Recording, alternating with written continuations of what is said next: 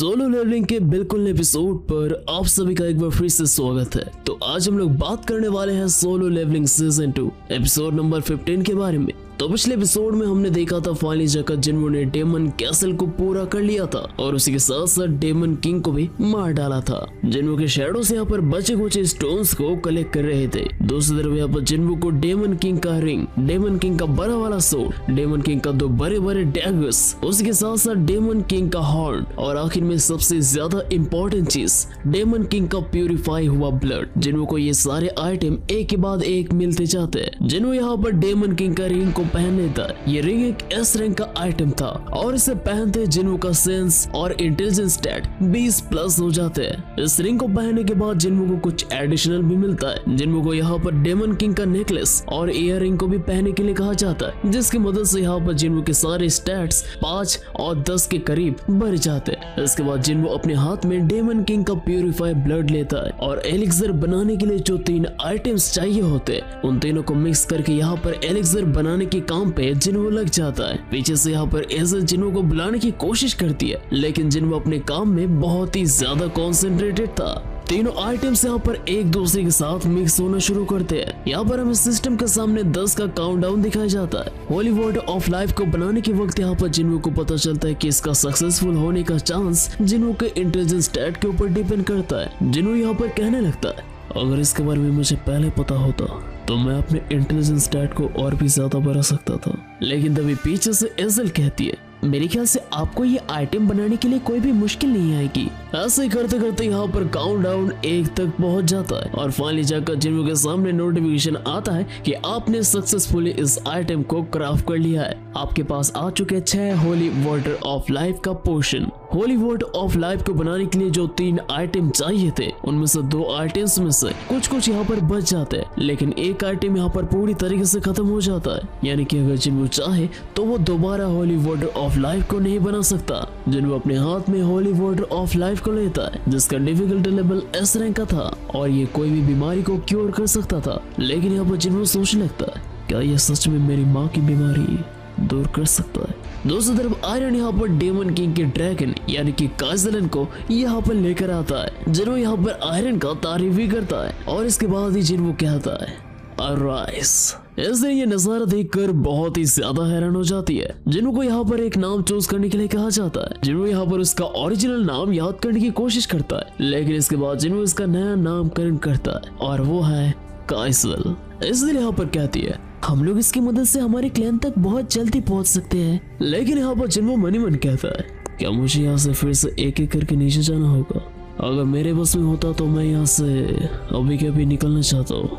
पीछे से यहाँ पर एजल कहने लगती है, वापस लौटने के बाद हम लोग आपके लिए एक बैंक्वेट रख सकते हैं और मेरे फादर भी बहुत ही ज्यादा खुश हो जाएंगे। एजल जब ये सब कुछ कह रही थी तब जिन्हों अपने क्वेस्ट के रिवॉर्ड को एक्सेप्ट करता है, जहाँ पर जिन्हों को एक टॉप टायर का रून स्टोन मिलता है और इस रून स्टोन के अंदर जिन्हों को एक शैडो एक्सचेंज स्किल मिलने वाला था और उसी के साथ साथ जिन्हों को 30 बोनस स्टैट और उसी के साथ साथ उसे डेमन स्लेयर का टाइटल भी मिलता है। जिन्हों यहाँ पर तुरंत उस रून स्टोन को क्रैक करता है और जिन्हों को एक नया स्किल शैडो एक्सचेंज मिलता है, जिसके लिए जिन्हों को यहाँ पर कोई भी मैना नहीं चाहिए था। इस स्किल की मदद से जिन्हों अपने किसी भी शैडो से पोजीशन को एक्सचेंज कर सकता था। जिन्हों ये देखकर बहुत ही ज्यादा खुश हो जाता है। जिन्हों यहाँ पर कहने लगता है, तो बेसिकली इसका मतलब अभी मैं टेलीपोर्ट हो सकता हूँ। सच में स्किल बहुत ही ज्यादा कमाल का है। इसके बाद जिन्हों एजल को कहता है, मुझे माफ करना एजल, लेकिन तुम्हें मेरे बिना ही वापस जाना होगा। तुम्हारा क्लैन 80th फ्लोर में है, यानी कि ये यहाँ से बहुत ही ज्यादा दूर है और मैं थोड़ा जल्दी में हूँ। वैसे किसी दिन बाद में मुलाकात होगी। जिन्हों यहाँ पर अपना नया स्किल शैडो एक्सचेंज एक्टिव करता है। इसलिए यहाँ पर कुछ कहने की तो कोशिश करती है, लेकिन इससे पहले जिन्हों वहां से रफू चक्कर हो जाता है और देखते देखते जिन्हों अपने घर के गली के पास पहुंच जाता है। जिन्हों यह स्किल हर 3 घंटे में इस्तेमाल कर सकता था। अपने गली में आते ही यहाँ पर जिन्हों काजल को समन करता है। इसके बाद हमें कोरिया के हंटर एसोसिएशन पे ले जाया जाता है, जहाँ पर जिनचो चेयरमैन गोको जापान के भेजे हुए कुछ वीडियो दिखा रहा था। ये वीडियो सैटेलाइट से लिया गया था जो मैना को डिटेक्ट कर सकता है। गोतो रियोजी ने मीटिंग के दौरान जैसे कहा था कि फर्स्ट, सेकंड और थर्ड सर्च पार्टी भेजने के वक्त जब एंट मॉन्स्टर्स ने गुफा से बाहर निकल के उन हंटर्स को मारा था, इस वीडियो में भी बिल्कुल साफ साफ नजर आ रहा था। और उसी के साथ साथ एंट मॉन्स्टर्स के बढ़ते हुए एवोल्यूशन को देखकर ये मामला और भी ज्यादा क्रिटिकल हो चुका था। चेयरमैन गो यहाँ पर पूछते हैं, अगर एंट मॉन्स्टर्स को पता चल जाता है कि उनका रानी मुसीबत में, तो उसके बाद क्या होगा? जिनचो इसके रिस्पॉन्स में कहता कि एंड्स एक वेब की मदद से एक दूसरे के साथ कांटेक्ट करते हैं, तो इसी वजह से जापान जैमिंग सिग्नल्स भेजेंगे ताकि वो लोग एंड्स को कंफ्यूज कर सके। चेयरमैन को इसके बाद कहते हैं, तो इसका मतलब हमें से प्राणी और उनके गार्ड्स के बारे में चिंता करना होगा। चेयरमैन गो जब ये कह ही रहे थे तभी अचानक से उन्हें दूर से एक बहुत ही खतरनाक ऑरा महसूस होता है। जिंजल को यहाँ पर कुछ भी समझ नहीं आता, लेकिन इसके बाद चेयरमैन गो जिंजल से पूछते हैं, वैसे क्या तुमने हंटर संजनू के साथ कांटेक्ट करने की कोशिश की? जिंजल यहाँ पर कहता है कि जिन्नू का अभी तक कोई भी पता नहीं चला है। इसके बाद हमें एक टेंट में ले जाया जाता है जहाँ पर हमें व्हाइट टाइगर गिल का लीडर बाई क्यूनहू दिखाई देता है और बाई क्यूनहू के साथ और एक बंदा बैठा हुआ था। उन्हें भी दूर से यहाँ पर एक बहुत ही शक्तिशाली ऑरा महसूस होता है। बाई क्यूनहू यहाँ पर सोचने लगता है कि आखिरकार वो था क्या, लेकिन वो दूसरा बंदा क्या था। लगता है चोजोंगिन और चाइन के बीच में शेयर्स को लेकर एक बार फिर से कहानी शुरू हो गई होगी। वैसे तुम छोड़ो इन सब बातों को, ये लो तुम्हारे लिए और एक ग्लास। बाई क्यूनहू यहाँ पर कहता है, आपका बहुत बहुत शुक्रिया महाराज। हमें देखने मिलता है बाई क्यूनहू जिस बंदे के साथ यहाँ पर बात कर रहा था वो असल में एस रैंक का हीलर मिन बियुंग है। मिन बियुंग यहाँ पर कहता है, अरे भाई एक चीज को लेकर कितना सोचेगा, अगर ऐसे सोचते रह गया तो तेरे चेहरे पे रिंकल्स आ जाएंगे एक दिन। वैसे तुम एक कमाल की बात सुनना चाहोगे? बाई क्यूनहू यहाँ पर कहता है, मुझे तुम्हारे घिसे बैठे जोक में हंसना बिल्कुल भी पसंद नहीं है। मिन बियुंग इस दुनिया का इकलौता ऐसा हंटर था जो पूरी तरीके से फिट होने के बावजूद भी उसने बहुत ही जल्दी अपने कैरियर से रिटायर ले लिया था, क्योंकि वो एक ऐसा रंग का हंटर था तो वो चाहता तो अपने करियर को लंबा और बहुत ही ज्यादा फायदेमंद भी कर सकता था। एक मिडिल क्लास परिवार से आने के बावजूद भी उसने अपने हंटर कैरियर से बहुत ही जल्दी रिटायर ले लिया था, जो काफी ज्यादा अजीब बात था। मिन बियुंग यहाँ पर बाई क्यूनहू को पूछता है, क्या तुम सच में इस रेड में जाना चाहते हो? बाई क्यूनहू यहाँ पर हाँ कहता है, लेकिन मिन बियुंग कहता है, ये जानते हुए भी वहाँ पर योनसुक के साथ क्या हुआ था? बाई क्यूनहू कहता है, तो मेरे पास वहाँ पर जाने का और एक बड़ा वजह है, ताकि आगे जाकर आम लोगों को मुश्किल न उठाना पड़े। और वैसे भी मुझे किसी एक रास्ते पे तो जाना ही होगा, तो क्यों ना मैं अच्छे काम वाले रास्ते पे जाऊँ। मिन बियुंग ये सुनकर कहता है, तुम्हें जो करना है तुम वो कर सकते हो, और अगर तुम मुझे यहाँ पर अपनी टीम में शामिल करने के लिए आए हो तो तुम इस बारे में बोल सकते हो। बाई क्यूनहू यहाँ पर कहता है, मैं यहाँ पर तुम्हें अपने टीम में बुलाने के लिए नहीं, पता नहीं आगे जाकर मैं तुमसे मिल भी पाऊँ या फिर नहीं, तो मैंने सोचा कि आखिरी बार के लिए तुम्हें गुड बाय कहते जाओ। यह सुनकर मिन बियुंग काफी ज्यादा हैरान हो जाता है। मिन बियुंग यहाँ पर आगे कहता है, मैं टीचर के एग्जाम के लिए तैयारी कर रहा हूँ, मैं एक नॉर्मल जिंदगी जीना चाहता हूँ।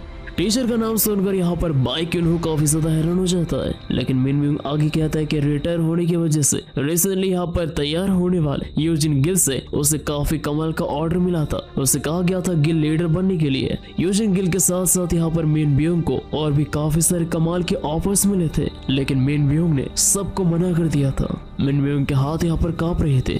मिन बियुंग यहाँ पर कहता है, मुझे देखकर शायद तुम्हें ये महसूस नहीं होगा, लेकिन मैं मारने और मरने के इस खेल से बहुत ही ज्यादा तंग हो चुका हूँ, और इसी वजह से मैं टीचर के एग्जाम के लिए तैयारी कर रहा हूँ। वैसे मैं कोरियन हिस्टोरी के बारे में सोच रहा हूँ, तुम्हें तो पता ही होगा कि मुझे हिस्टोरिकल ड्रामास कितने ज्यादा पसंद है। बाई क्यूनहू कहता है, तुम सच में पागल हो मिन बियुंग। मिन बियुंग यहाँ पर कहता है, ये कोई पागलपन तो नहीं है मेरे दोस्त, ऐसे नॉर्मल जिंदगी कहता है। बाई क्यूनहू यहाँ पर मुस्कुरा के अपने मन ही मन कहता है, शायद इसे एक नॉर्मल जिंदगी कहता है, और मेरे ख्याल से हंटर्स इस दुनिया के अब नॉर्मल जीव है।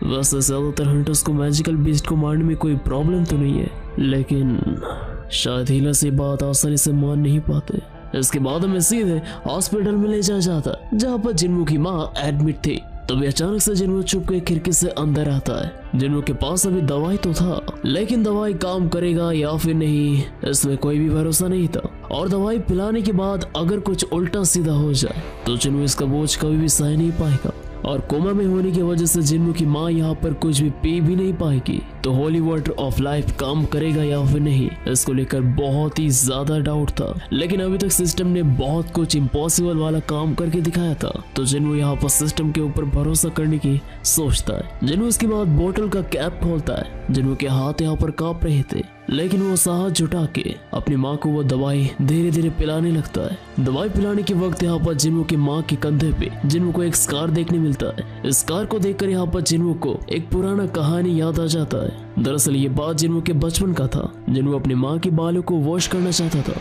तो इसलिए जिन्हों अपनी माँ के पास जैसे गर्म पानी लेकर आता है, गलती से वो गर्म पानी जिन्हों की माँ की गर्दन पे गिर जाता है और हमेशा के लिए वो जगह एक दाग बन जाता है। जिन्हों ये हादसा देखकर बहुत ही ज्यादा डर गया था। लेकिन गर्म पानी जिन्हों की माँ के ऊपर गिरने के बाद भी जिन्हों की माँ सबसे पहले ये चेक करती है कि जिन्हों ठीक है या फिर नहीं। जिन्हों आज भी वो दिन बहुत ही ज्यादा रिग्रेट करता है। इसके बाद हम लोग फिर से प्रेजेंट पे आते हैं। दवाई पिलाने की कुछ देर बाद भी यहाँ पर जिन्हों की माँ को होश नहीं आता। जिन्हों यहाँ पर पैनिक करने लगता है। हालांकि जिन्हों की माँ का स्किन का कलर नॉर्मल हो चुका था, लेकिन जिन्हों की माँ ने अभी तक आंखें नहीं खोले थे। जिन्हों यहाँ पर मन ही मन कहने लगता है, अपनी आंखें खोलिए माँ। मैं इस रास्ते पे इसलिए चला क्योंकि मुझे यकीन था कि एक न एक दिन मुझे आपको ठीक करने का कोई रास्ता जरूर मिल जाएगा। इसी वजह से मैं इतना ज्यादा ताकतवर बना। प्लीज माँ, अपनी आंखें खोलिए। मैं आपके सारी जिम्मेदारियां लेने के लिए बिल्कुल तैयार हूँ। इसके बाद हमें जिन्हों के घर पे ले जाया जाता है, जहाँ पर जिन्हा पढ़ाई कर रही थी, लेकिन उसका ध्यान पढ़ाई में कुछ बैठ नहीं रहा था। तो इसलिए जिन्हा यहाँ पर थोड़ा बाहर का हवा खाने के लिए आती है। जिन्हा यहाँ पर बाहर का मौसम देखकर बहुत ही ज्यादा खुश हो जाती है। इसके बाद फिर से हमें हॉस्पिटल में ले जाया जाता है। दवाई पिलाने के बाद यहाँ पर बहुत वक्त बीत जाता है। अचानक से हमें एक औरत बैठी हुई देखने मिलती है, जो अचानक से कहती है, जिन्हों क्या ये तुम हो? कुछ ही पलों बाद हमें देखने मिलता है ये असल में जिन्हों की माँ थी, जो अपने 4 साल के कोमा से फाली जाकर जाग उठी थी। जिन्हों अपनी माँ को होश में देखकर बहुत ही ज्यादा हैरान हो जाता है। जिन्हों की माँ पूछती है, मैं ऐसे हालत में कब से हूँ? जिन्हों यहाँ पर धीरे से कहता है, 4 साल, पिछले 4 साल से आप यहाँ पर है माँ। जिन्हों की माँ पूछती है, जिन्हा कहाँ पर है? जिन्हों कहता है, जिन्हा बिल्कुल ठीक है माँ। जिन्हों की माँ इसके बाद कहती है, तुम्हारा बहुत बहुत शुक्रिया मेरे बेटे, तुमने अपना वादा पूरा किया। जिन्हों की माँ इसके बाद धीरे से जिन्हों के हाथ को पकड़ती है और पूछती है, लेकिन तुम्हें ये चोट कहाँ से आया? जिन्हों मेरे बेटे, तुमने अब तक तुम्हारी पूरी कोशिश की है ना? ये सुनने के बाद यहाँ पर जिन्हों पूरी तरीके से टूट जाता है और उसकी आंखों से आंसू टपकने लगते हैं। जिन्हों के माँ के कोमा से बाहर निकलने की खबर जैसे डॉक्टरों के कानों तक पहुंचता है। डॉक्टर ये सुनकर बहुत ही ज्यादा हैरान हो जाता है। जो डॉक्टर ये खबर लेकर आया था वो कहता है, सर पेशेंट के घर वाले पेशेंट को जल्द से जल्द घर लेकर जाना चाहते हैं, तो हमें इस मामले में क्या करना चाहिए? जो हेड डॉक्टर था वो कहता है, ये बिल्कुल भी पॉसिबल नहीं है डॉक्टर, वो तो शायद चल भी नहीं पा रही होगी। लेकिन वो दूसरा डॉक्टर कहता है कि पेशेंट के सारे टेस्ट यहाँ पर नॉर्मल आए हैं, उसके साथ साथ वो पूरी तरीके से हेल्दी है और चल फिर भी सकती है। ये सुनकर डॉक्टर और भी ज्यादा हैरान हो जाता है। वो दूसरा डॉक्टर कहता है, सर मेरे ख्याल से ये लाइफ सपोर्ट मशीन की वजह से पॉसिबल हो सकता है। हेड डॉक्टर कहता है, हम अभी तक कुछ भी श्योरली नहीं कर सकते, तो हम लोग पेशेंट को इतना जल्दी और आसानी से घर नहीं भेज सकते। वो दूसरा डॉक्टर कहता है, सर मैंने कोशिश तो बहुत की, लेकिन वो लोग कोई आम इंसान नहीं है। वैसे आपने कोरिया के 10वें एस रैंक के हंटर के बारे में तो सुना ही होगा, असल में वो उस हंटर की माँ है। ये बात सुनकर यहाँ पर डॉक्टर के पसीने छूट जाते हैं और डॉक्टर यहाँ पर जिन्हों की माँ को डिस्चार्ज करने के लिए राजी हो जाते हैं। इसके बाद हमें जिन्हों के मोम के कमरे पे ले जाया जाता है, जहाँ पर हमें जिन्हा देखने मिलती है, जो बच्चे की तरह यहाँ पर रो रही थी। जिन्हों की माँ कहती है, जिन्हा तुम सच में बहुत ही ज्यादा बड़ी हो चुकी हो। जिन्हा यहाँ पर तुरंत अपनी माँ को गले लगा लेती है। ये देखकर जिन्हों अपने मन में कहता है, आखिर में जाकर मेरी कड़ी मेहनत आज रंग लाई है, लेकिन मुझे डर है कि एक हंटर के तौर पे मैं एक ऐसे जगह पे आ चुका हूँ जहाँ से मैं वापस नहीं लौट सकता। हॉस्पिटल से बाहर निकलने के बाद जिन्हों बाहर के एक बेंच पे बैठे बैठे अपने मोबाइल को चेक कर रहा था। डेमन कैसल के मिशन के दौरान यहाँ पर जिन्हों को बहुत सारे मिस कॉल आए थे। जिन्हों यहाँ पर किसी को कॉल बैक तो नहीं करता, क्योंकि वो सोचता है कि अगर किसी को जरूरत होगा तो वो फिर से वापस से जरूर कॉल करेगा। जिन्हों देखते हैं न्यूज में उसके काजल के बारे में खबर पहुंच चुकी थी, तो वे अचानक से जिन्हों के फोन का घंटी बज उठता है। जिन्हों यहाँ पर कॉल उठाता है और कॉल उठाते ही यहाँ पर जिन्हों को पता चलता है कि चेयरमैन गो ने पर्सनली जिन्हों को कॉल किया था। जिन्हों यह सुनकर बहुत ही ज्यादा हैरान हो जाता है। जिन्हों यहाँ पर कहने लगता है, चेयरमैन गो सब कुछ ठीक तो है ना? आप खुद मुझे क्यों कॉल कर रहे हैं? चेयरमैन गो यहाँ पर दूसरी तरफ से कहता है, मेरे ख्याल से तुम्हें सब कुछ पता ही होगा हंटर सिंह जिन्हों। जिन्हो यहाँ पर बहुत ही ज्यादा कंफ्यूज था, क्योंकि जिन्हो अभी तक डेमन कैसल में था तो जिन्हो को आसपास होने वाले किसी भी खबर के बारे में कुछ भी पता नहीं था। चेयरमैन यहाँ पर रिसेंटली होने वाले एंड मॉन्स्टर के किस्से के बारे में जिन्हो से पूछ रहे थे, लेकिन जिन्हो को इसके बारे में कुछ भी पता नहीं था। लेकिन दूसरी तरफ जिन्हो को लगता है कि काजल के बारे में शायद चेयरमैन गो को पता चल चुका है। लेकिन इसके बाद जिन्हो पूछता है, चेयरमैन गो क्या आप मुझे बता सकते हैं कि आप किस बारे में बात कर रहे हैं? चेयरमैन गो यहाँ पर समझ जाता है कि जिन्हो को कुछ भी पता नहीं है, तो इसलिए चेयरमैन गो जिन्हो को यहाँ पर हंटर एसोसिएशन में बुलाते हैं। इसके बाद हमें सीधे कोरिया के हंटर एसोसिएशन पर ले जाया जाता है। चेयरमैन गो यहाँ पर जिन्हो को जेजो आइलैंड के बारे में सब कुछ खुल के बताते हैं और 4 दिन के अंदर वो लोग जेजो आइलैंड का रेड करने वाले ये भी यहाँ पर हमें पता चलता है। चेयरमैन गो यहाँ पर सीधे पॉइंट पे आते हैं और वो इस रेड में जिन्हो का मदद मांगते हैं। ये बात सुनकर जिन्हो यहाँ पर बहुत ही गहरे ख्यालों में खो जाता है। जिन्हो को अपनी माँ के बारे में याद आता है। जिन्हो यहाँ पर जैसे कुछ कहने जा ही रहा था तभी अचानक से जिन्हो को खतरनाक मैना वेब सेंस होते हैं। चेयरमैन गो यहाँ पर पूछते हैं, क्या हुआ मिस्टर संग जिन्हो? जिन्हो कहता है, मैंने आसपास कुछ खतरनाक मैना वेब्स को सेंस किया। क्या आसपास कोई हाई लेवल का हंटर मौजूद है? चेयरमैन गो यहाँ पर कहते हैं, हंटर संग जिन्हो, सच में आपका सेंस काफी ज्यादा स्ट्रॉन्ग है। मुझे नहीं लगा था कि आप उन्हें इतने दूर से भी सेंस कर सकते। दरअसल कुछ इस तरह के हंटर्स आने वाले जेजो आइलैंड के लिए जिम में प्रैक्टिस कर रहे हैं और आज जापान के इस तरह के हंटर गोतो रियोजी भी यहाँ पर मौजूद है। गोतो रियोजी का नाम सुनते ही यहाँ पर जिन्हो काफी ज्यादा हैरान हो जाता है, क्योंकि गोतो रियोजी एक ऐसा फेमस बंदा था, अगर कोई हंटर ना भी हो तो भी उसे जापान के ग्रेटेस्ट हंटर गोतो रियोजी के बारे में पता है। चेयरमैन गो यहाँ पर कहते हैं, क्या आप मेरे साथ जिम में जाना चाहेंगे? इसके बाद हमें जिम में ले जाया जाता है, जहाँ पर हमें बाई क्यूनो देखने मिलता है, जो अपने व्हाइट टाइगर वाले फॉर्म पे किसी के साथ बैटल कर रहा था। हमें एक बहुत ही ज्यादा हट्टा कट्टा बंदा देखने मिलता है जो कराटे का यूनिफॉर्म पहना हुआ था। उन दोनों के हाथ एक दूसरे के साथ लड़ जाते हैं। वो दोनों ही एक दूसरे को पुश करने की कोशिश करते हैं, लेकिन अचानक से वो कराटे वाला बंदा बाई क्यूनो के कंधे पे हाथ रखता है और अपने पैर की मदद से बाई क्यूनो को गिराने की कोशिश करता है। लेकिन बाई क्यूनो यहाँ पर डटा रहता है, लेकिन इसके बावजूद भी वो बंदा बाई क्यूनो को उठाकर पटक देता है। वो बंदा इसके बाद कहता है, कोच बाइक, तुम्हारे जैसे एक यंग बंदे को इससे अच्छा करना चाहिए। बाइक क्यों भी यहाँ पर मुस्कुरा के कहता है, मैं यहाँ पर कोई कोच नहीं हूँ और ये बात आप भी अच्छे तरीके से जानते हैं।